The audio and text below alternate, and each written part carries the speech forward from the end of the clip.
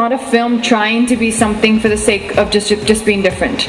A lot of times you hear subjects which are very serious and dramatic, but I feel that there's no entertainment value in it. People are not going to want to come and see this film.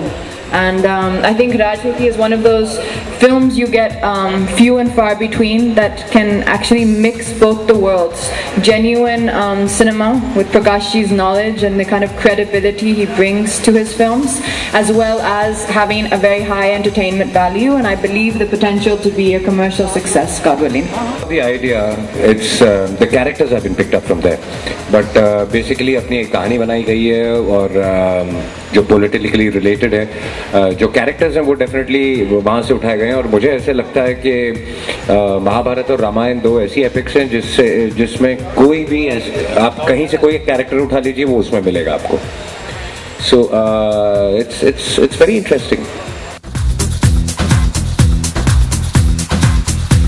नहीं होता, देखिए ऐसा है कि हर विषय अपनी मांग करता है, अपने आकार की मांग करता है, अपने स्वरूप की मांग करता है, अपने दिशा की मांग करता है. इस विषय की ये मांग थी. अगला विषय हो सकता है कि बहुत छोटी सी मांग करे और उसको उतना ही पानी की जरूरत हो, वहीं उतना पानी दिया जाएगा, ऐसा कुछ नहीं है. This film is not just on politics. This is a dramatic film. We've seen many films like this before. This is not a documentary. It's not a docudrama. It is not a teaching film or a preaching film. It is a film which is meant to, I know I've done films which are similar in story. They're comedies, or as you said, they're romantic films. This is a story of a very different nature, which is a very complex film to have made.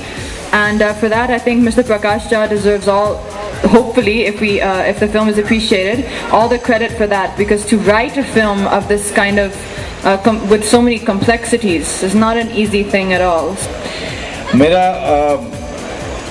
मेरी इच्छा थी बहुत कई सालों से प्रकाश जी के साथ काम करने की. एक तो आपने जो कहा बिल्कुल सही कहा कि हमारे इलाके के हैं तो हम सबको बहुत ही गर्व होता है. हम इनकी तरफ देखते थे कि हमारे घर से एक लड़का, ये कोई है जो आगे जाके इतना नाम कर रहा है. हम सब तो पीछे पीछे आए थे, तो जाहिर सी बात है कि ये गर्व था और साथ में काम करने की इच्छा भी थी.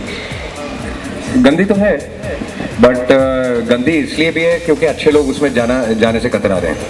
तो मुझे लगता है कि अच्छे लोगों को उसमें जाना चाहिए, लेकिन वो राजनीति आनी भी चाहिए उन लोगों को. तो अगर मुझे राजनीति आती मैं जरूर जाता राजनीति में. और अगर हम देश को बदलने की और राजनीति को बदलने की बात करते हैं तो कौन बदलेगा उसको? तो हम ही में से कोई बदलेगा. और अगर राजनीति गंदी है तो राजनीति जो नेता हम चुनते हैं वो कहाँ से चुनते हैं? बाहर के देश से तो लेकर नहीं आते, हमारी सोसाइटी में से चुनते हैं. मतलब गलती हमारी सोसाइटी के अंदर है, तो उसको बदलने के लिए हमारे ही लोग जाके बदलेंगे. तो उसके लिए अच्छे लोगों को जाके ज्वाइन करनी पड़ेगी राजनीति, उसको एक प्रोफेशन बनाना पड़ेगा.